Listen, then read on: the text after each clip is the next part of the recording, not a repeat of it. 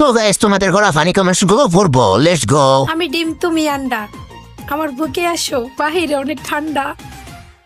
ভুলেছি আজ লজ্জা সর এদি আসলে একটা মাল রে।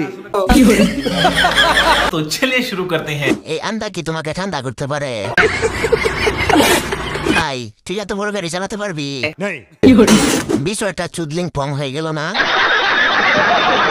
সত্যি করে ক ভাই, এই গাড়িটা তোকে কেমনে দে? আমি বলুম না, আমার শোরুম করে।